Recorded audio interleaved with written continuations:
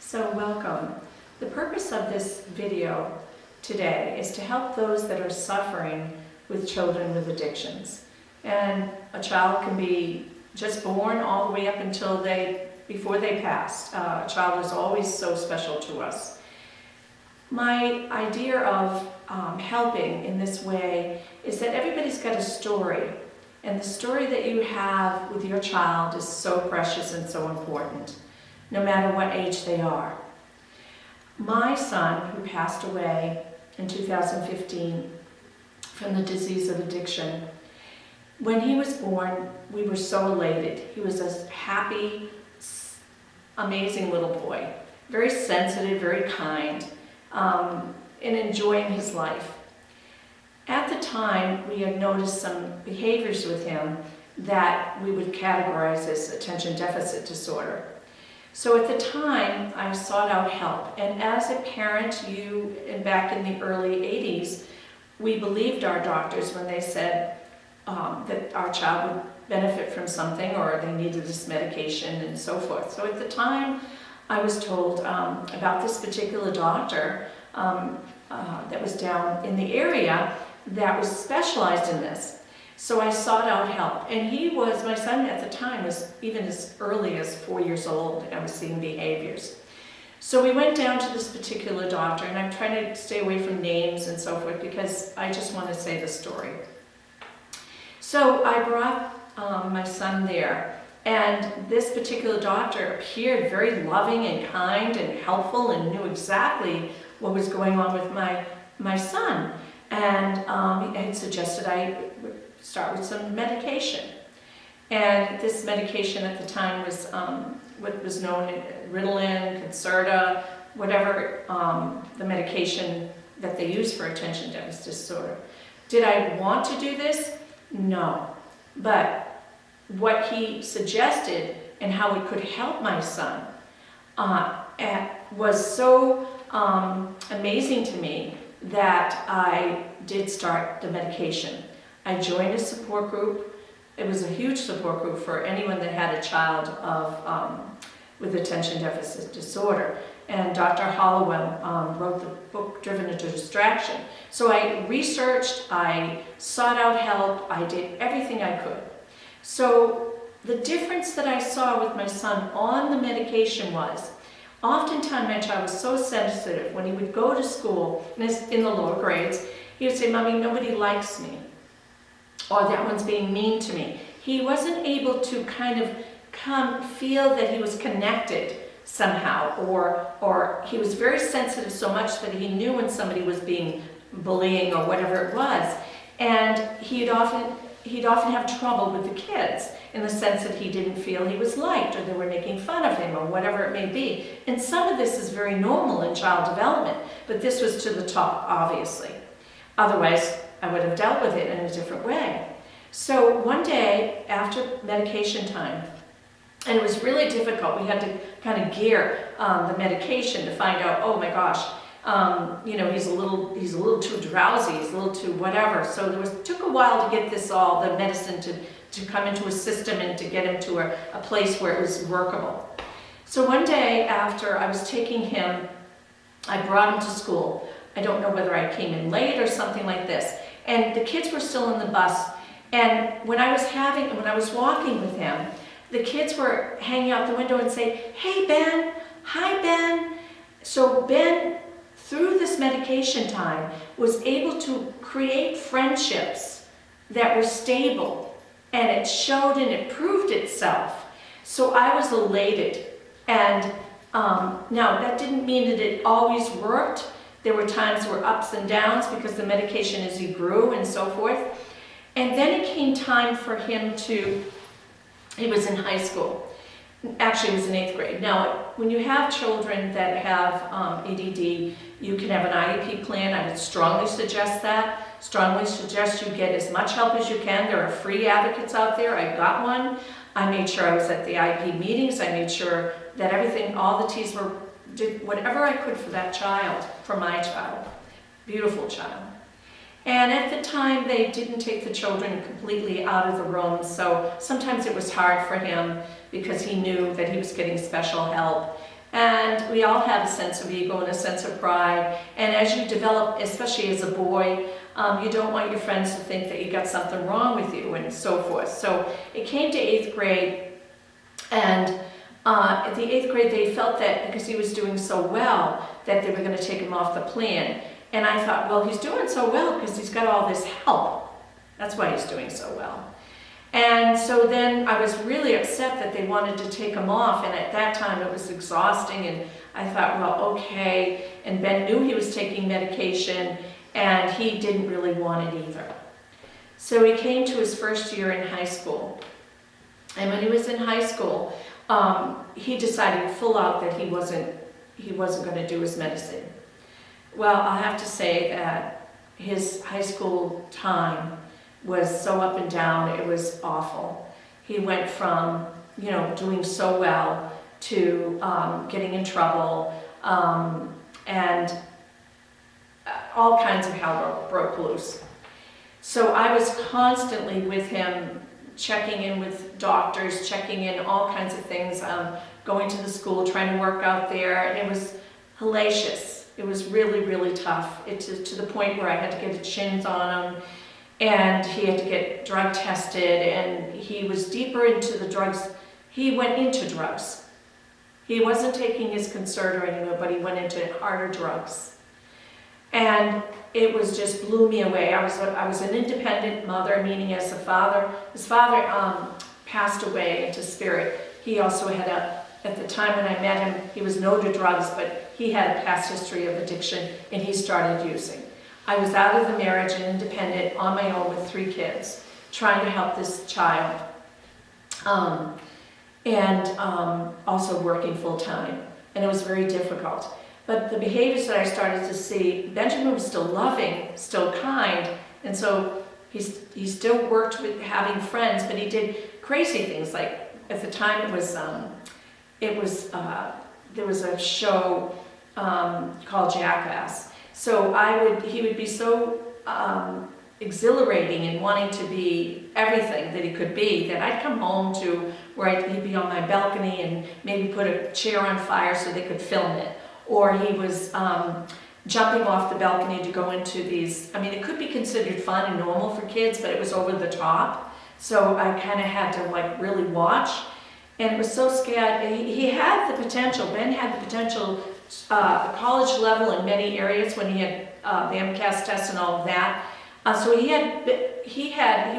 was a smart boy, but he wasn't exhilarating in school because he couldn't keep the attention, and he was just all over the place.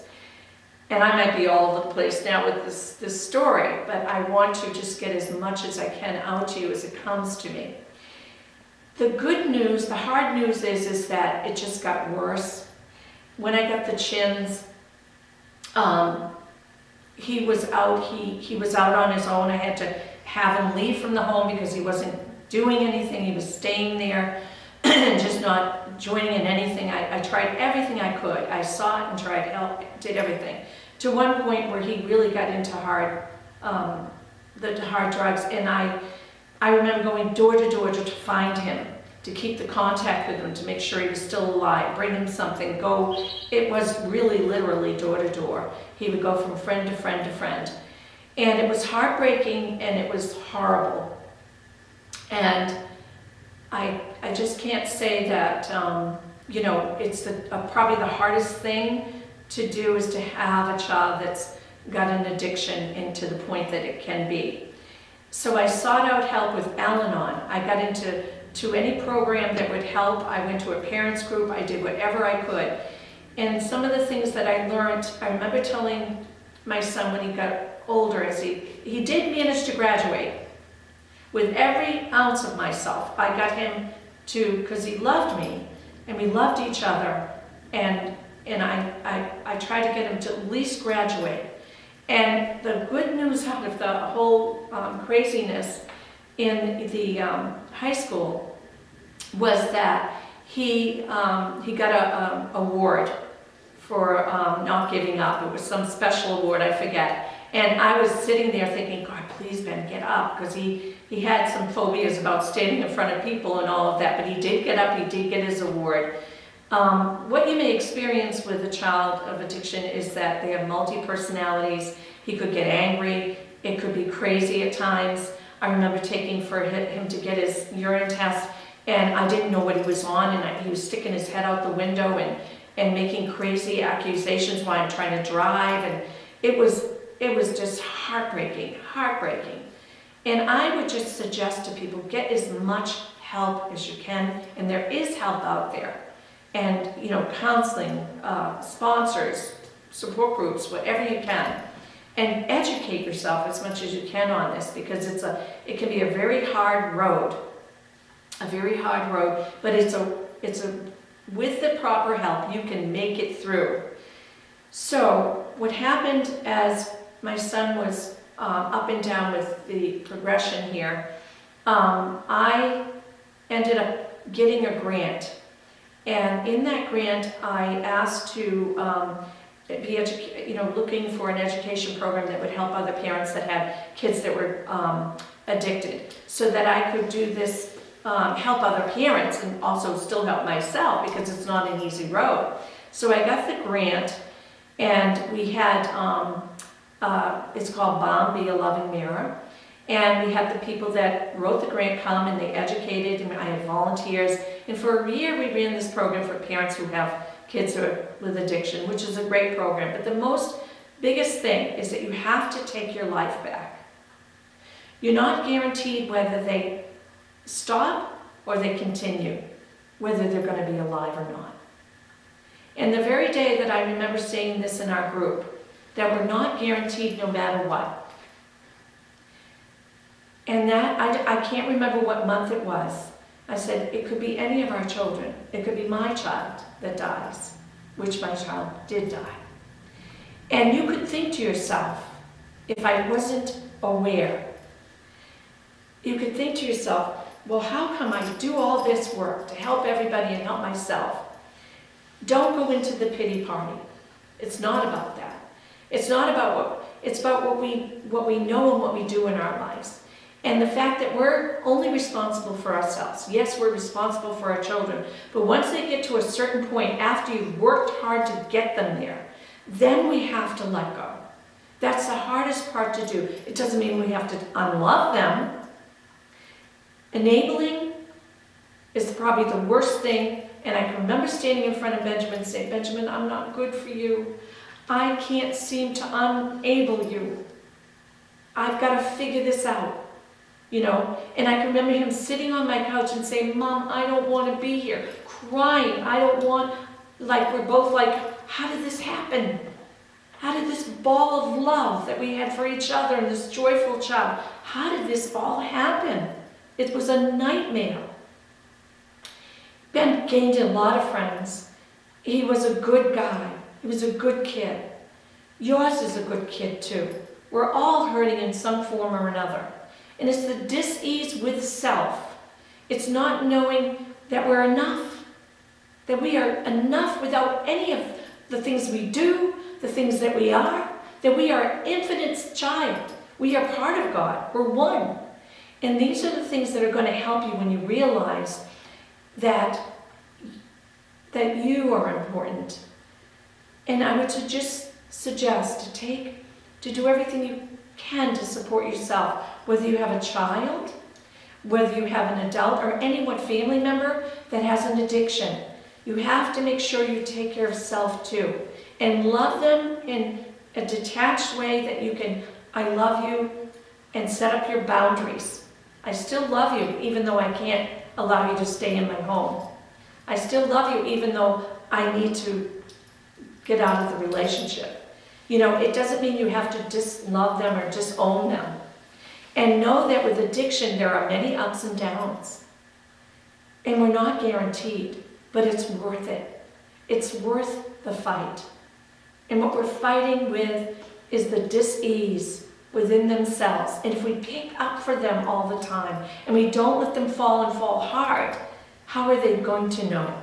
And that is the hardest part of dealing with addiction, is letting them fall. We're taught as parents, no, you pick them up, you've got to stop them, you've got to help them from getting harmed. It's the opposite way when you have a child. when they're doing something and they have to learn the consequences for their behaviors. Even if they get arrested, even if they, something else that they do, if they're going to be homeless, brave are those. Brave are the parents that are able.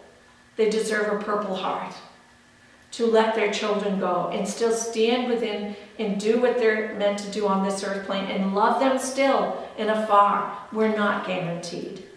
No matter how much effort we put towards anything, we all have a journey here.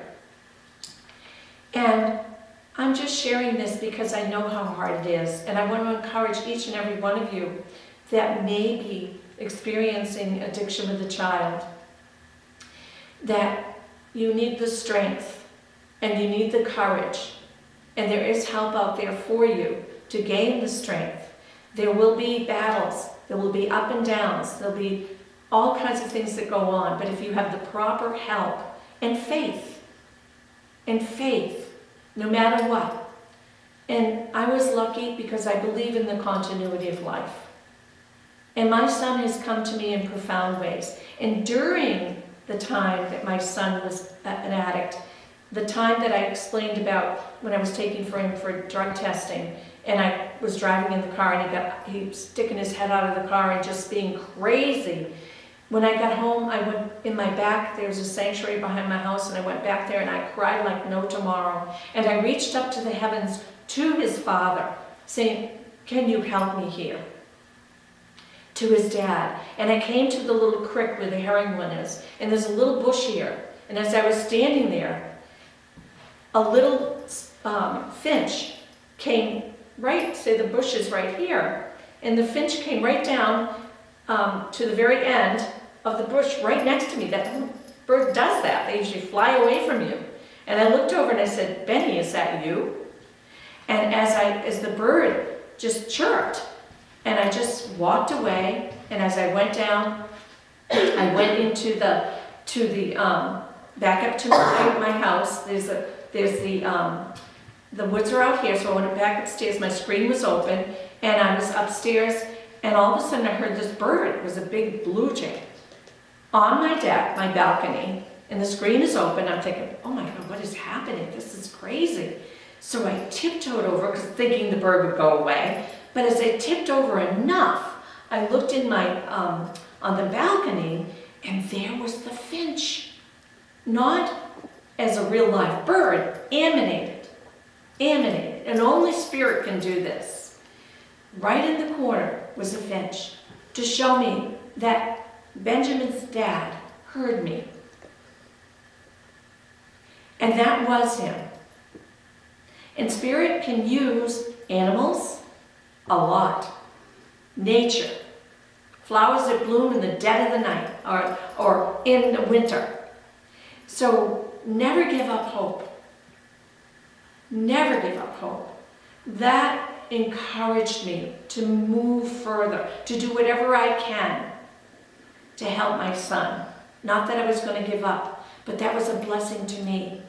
Don't ever forget that there is help from Spirit at all times.